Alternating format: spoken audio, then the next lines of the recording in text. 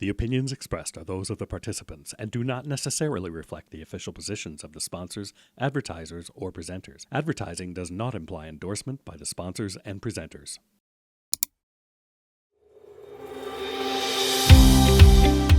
Hey guys, and welcome back to the Lighting Controls Podcast. We have a nice quick episode for you today. Just Webster and I are going to do a little short. Before we jump into it, let me take a minute to remind everyone today's episode is presented by the LCA, the Lighting Controls Association. And it's financially supported by the National Association of Innovative Lighting Distributors, or NAILD. Check out our website, lightingcontrolspodcast.com. We have all of our episodes, a news feed, a merch store, link to some trainings coming up, as well as our council on lighting controls startup and integration. If you want to get involved, we'd love to have you. As well as huge shout out to our sponsor for this episode today, ETC, Electronic Theater Controls. Check them out, etcconnect.com. They have some great resources.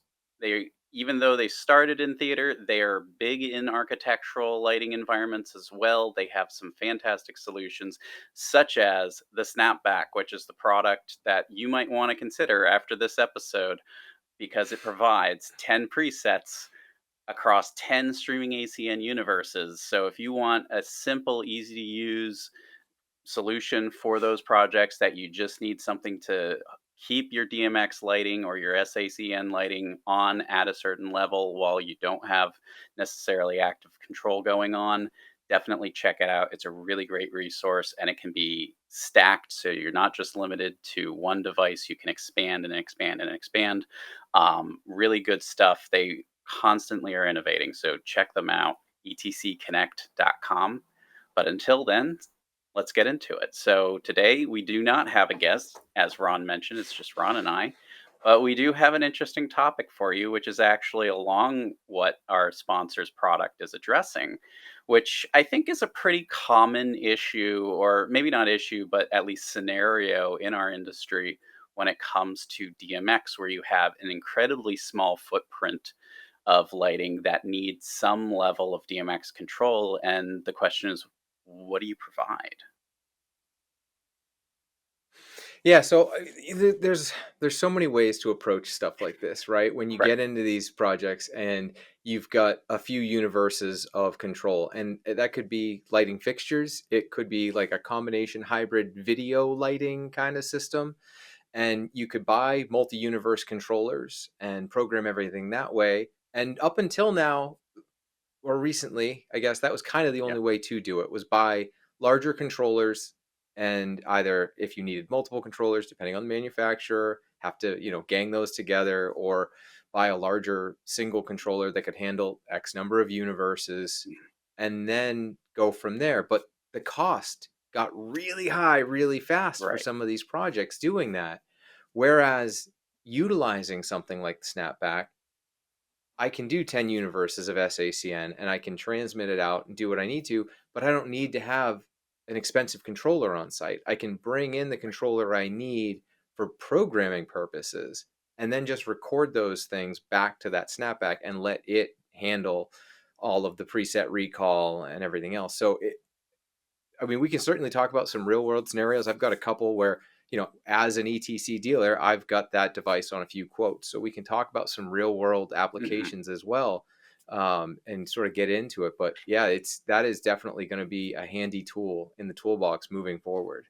Totally. And before we get, I'm almost certain that our listeners are going to want to hear about those scenarios, because I think, the more experience we can share with our listeners, the happier they are, because these are sort of the scenarios that either they've run into or they've heard about, and it's like, well, what do people do about these? And it doesn't really get shared that often in our industry, which is sad.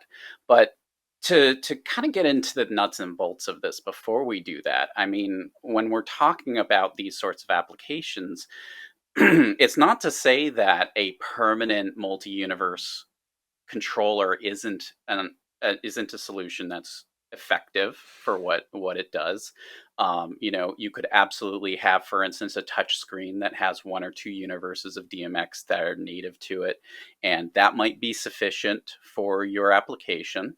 But there are other cases where you need to have an advanced programming time so that you can really create these intricate looks to your project, but you don't need that power to just run it because it's not like it's sequencing through a video wall, or it's not like Right. it's providing, this intricate interactive display. It's literally just running a color or a wash or a chase, and that's it. And so as a result, the power required to run the program is significantly less than the power required to program it, to record it.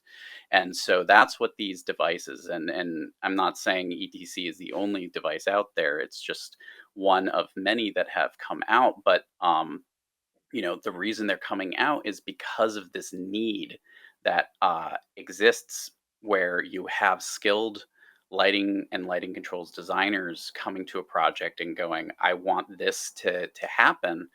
But I don't, the price tag associated with that in the past had been considerable because of the fact that you don't have something to just hold it and keep it there. You need to have the power to program to then just replay. And so, Yep. you know, again, I've done a number of projects where the higher performance equipment was better and more appropriate than these devices. And I've also done projects where I wish I had this device. And now that it exists, it's like, yes, okay, great. We're finally at a place where we can meet these smaller scale venues. So going into, the projects that you have the snapback already on in quotation, what kinds of projects are those? Yeah, so specifically the one that I was just working on today, uh, it's a small theater. It's like a 350, 400 seat venue. They already have an ETC Ion controlling everything. Mhm. So they've already got 4 universes of control sitting on the Ion. And they're looking at upgrading to LED, which is going to put them into 2 universes. But, depending on how they lay things out, they may physically have fixtures in universes, 3, 4, 5, 6, 7, 8, 9, 10, right? It just depending on how they want to lay out the space, because we're doing network distribution. So that gives us more flexibility already, because they can use multiple universes for different areas. They could break up each electric as a universe, however they want to do it. We have Mhm. flexibility. Small venue, the house lights are 3 circuits. That's it. So you get into jobs like this in the past, and your options were Paradigm, right? And Paradigm, fantastic tool, but Totally. expensive. And then so Right. Echo came out. Echo, amazing. Absolutely love the Echo Touch. It's one of my favorite little controllers, but it's only capable of transmitting 1 universe. So Right. when you have a system that's already sitting at 2 and possibly maybe spread out across, channel wise at 2, but spread out across multiple, what do? Well, this is where the snapback is the perfect application. Right. All I need for those 3 circuits of house lights is some ETC Foundry dimmers. So I've already got those covered. I've got my Echo Touch touchscreens, and then I'm going to use the snapback to record those static looks for the stage lights. So they can program everything through the Ion and then snapshot that to the snapback, and through UDP, or however we decide to do it, probably UDP with the Echo Touch, I can recall that scene, Mhm. and they can have those scenes. So that allows them to create scenes for the basic day-to-day users of the space when classes are held in there. They can have Right. presentation, movie, podium stage left, podium stage right, center podium, whatever they want, and have all these presets that they can build upon and just re-record at any given time. So the basic users of the space don't need to turn on the lighting console because they don't know how anyway, Right. right? So it's Right. all about keeping it simple for the day-to-day user, and that is a tool that allows the theater the flexibility to span over multiple universes, but allows the end user for the day-to-day space to have an inexpensive front end control system to do what they need to do. Well, you bring up the console, and I think the other consideration outside of the limitations of you have to understand how to use a console to run it is the fact that a console is not designed to run 24/7. And so Right. that console needs to eventually shut down. And if that console is the only thing controlling all of these fixtures all at once, then if you just shut it down, all the lights will default to their fail state and then eventually time out and turn off, which is just, I think a lot of venue operators who didn't understand that can share this kind of frustration they've had when they unplug the console and then suddenly the lights just behave erratically and they're like, what's going on? Whereas with these kinds of devices, you have that ability to unplug the controller and not worry that your lights are gonna just go crazy or shut off on you, which was the reason why we had, the impetus behind the progenitor to Paradigm or any permanent architectural control platforms for theatrical Yep. spaces, because of the fact that the console was not intended to be 24/7 use operation, but something did. Something needed Yep. to be in the background waiting for that loss of DMX signal to happen and then taking over the lighting, which is, I think, the other kind of piece of information that a lot of people don't necessarily think through when it comes to these kinds of venues is, you know, what is the permanent infrastructure versus the theatrical infrastructure, because they are different most of the time.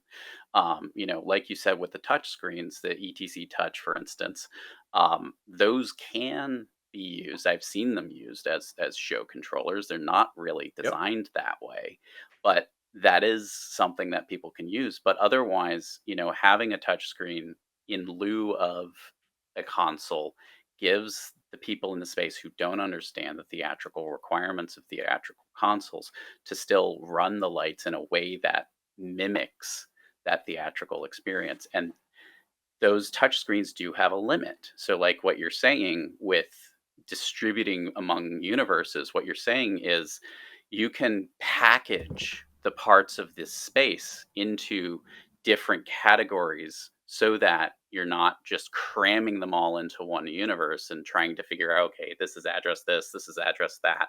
But you can really make it so that it's logical and easier to program and then also easier to troubleshoot later on, so that by using this device essentially, because otherwise you would have to have multiple pieces of infrastructure from a paradigm system to provide the same level of control that is really very minimal.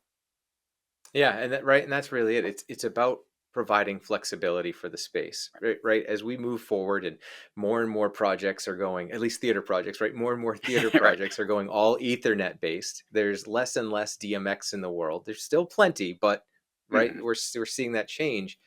So it's really about offering flexibility to the end users and making sure that they have a good experience. And if we have to slam it all into one universe, sure. I mean, in this case, I couldn't physically make it fit, but if I Right. could slam it in one universe, great, but it leaves the end user zero flexibility for expansion. Or if they expand Right. beyond that one universe, those lights are now not able to be recalled under their single universe recall system. So Mhm.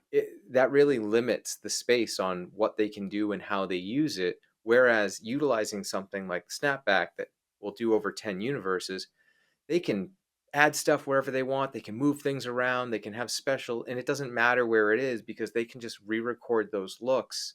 So it really is about offering flexibility to the end user and providing them with a solution that's going to make their lives easier. Right. And I think the question there is, okay, why isn't this something for just a standard permanent architectural space? And I think the word flexibility really is the point there, because in theatrical spaces, flexibility is really paramount to the success of the system. That's why you have fixtures on C clamps, for instance, and not just permanently screwed into the ceiling, because you want to move them, you want to adjust them. They're meant to be moved. And so having these kinds of devices really improves that flexibility in that specific kind of space. You could absolutely use these in permanent architectural spaces. And I'm not saying, don't ever think that way, but I'm saying that, the intended design for this is a flexible space that needs that level of infrastructure that facilitates redistribution, reprogramming, and by the end user. Whereas if it were not going to be done by the end user, okay, then there might be a different way of designing these systems. But I think even there, you know, I don't know the conditions of this particular project you're talking to, but I would imagine that, you know, even the techs that you're going to be sending out to this project are going to prefer this model to the older format that they would have to work with. Oh yeah, no, absolutely. And I think it's important for people to know who haven't checked out the Snapback yet.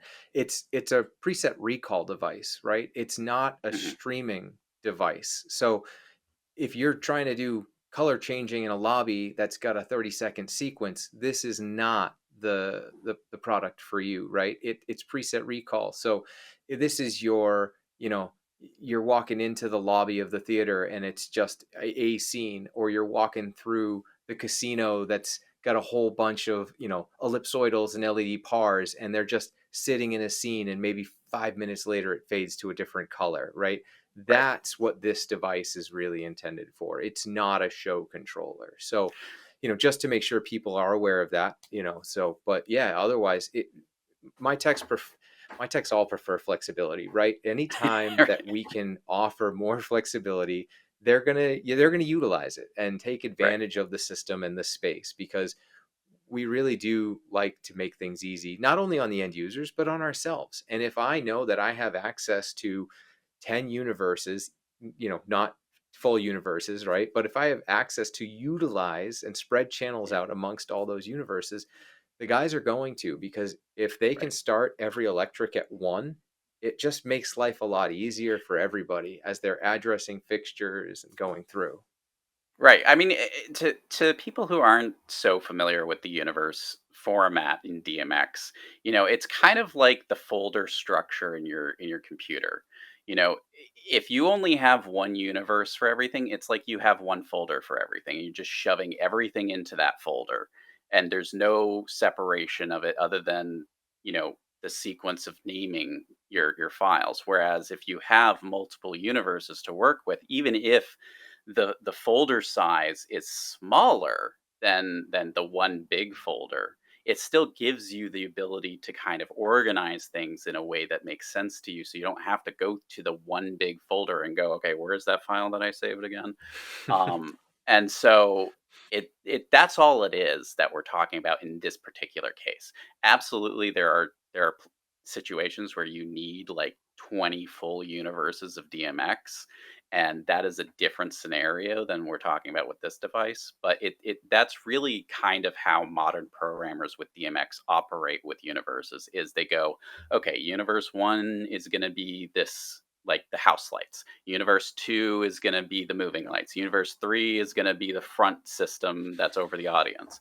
Like that's the structure that they use, and it's really a handy tool to help speed up that programming, and skilled technicians can help reduce the cost of programming by doing that.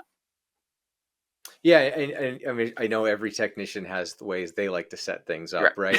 Like Right. Totally. for small projects, I like to keep all my beginning universes open for the theater, because they're used to universe one, universe two, whatever. So I'll usually throw the house lights in universe 99, right? Because I can, and it doesn't matter, you know. And in this case, I'd probably go to 10, right, if I needed them. But you know, I'll throw them out of the way where I know people aren't going to touch them. But everything's going network. All our controls are networked. There's Right. less and less hardline DMX, right? We utilize DMX gateways to transfer from streaming ACN to hardline DMX for the fixtures. And more fixtures have gateways now built into them. So the infrastructure needs on a lot of these jobs are getting smaller as well. And we're going to see that trend continue. Um, Right. so it really is just right. It is moving towards the future, and you know, being able to give these end users and say, you know, I can't future proof, but I can do as the best I can to make sure that Right. you're good for the next 10, 15, 20 years, and we're not going to move you backwards, because that's the last thing we want to do to anybody. Oh, absolutely. Yeah. Well, at any rate, I think, hopefully you've got some good information out of this. While we do appreciate our sponsor, ETC, for this episode, um, there are also great options out there in addition to the snapback if you're not trying to stay within the ETC ecosystem for some reason. But we try to be agnostic with our podcast episodes and at the same time be as informative as we can. So, all of this information does translate to other systems too. But, you know, all of this is to say there's constant innovation with all of these products that are coming in right now. And there is a reason for these products. It's just a question of what is that reason? Where is its application? So hopefully you found this helpful. Yeah, and I will mention we did kind of go through everything really fast, and I know we've touched on a lot of this stuff before, but if people have questions about universes and DMX and channels and streaming ACN and all that good stuff, obviously we're here as a resource. We're happy to help. I'm sure your local dealers, local reps as well, are all available and willing to help if you need more information on that. There are a ton of great resources online for all that stuff as well. So, don't hesitate to reach out if you're confused by anything we're talking about when it comes to all of this. We understand that DMX can be really confusing with network infrastructure to a lot of people who haven't gone down that road before. And it's not complicated. I swear, I promise. I know it sounds it and it can be, but it isn't. Um, but it does take a little bit to learn and understand how it all works and goes together and the limitations and all that. So, utilize the resources around you to really dig into everything. But so I'll just take a minute to wrap this up. Remind everyone today's episode is presented by the LCA, the Lighting Controls Association. And it's financially supported by the National Association of Innovative Lighting Distributors, or NAILD. Check out our website, lightingcontrolspodcast.com, with all of our episodes, a merch store, news feed, training opportunities coming up, as well as our Council on Lighting Control startup and integration. And additionally, huge thanks to our sponsor for this episode, ETC. Check them out, etcconnect.com, for all of their systems, but especially take a look at their snapback if this episode piqued your curiosity. It's a really cool product worth considering for your next small scale DMX projects or DMX projects that need some kind of scaling solution with streaming ACN involved. Like Ron said, it is a preset recall, so it's not going to be your controller, but it can absolutely be a great solution for those projects that just need a placeholder or something to recall those presets that you've done a huge amount of work already on, that you don't necessarily need that massive piece of hardware running it the whole time. Just you can bring it into program. It's got 10 presets per device, as well as 10 streaming ACN universes, and it can utilize up to 50 snapbacks in a system. So it's really scalable, really good option. Check them out, etcconnect.com. Thank you so much for joining us, and we'll see you next time.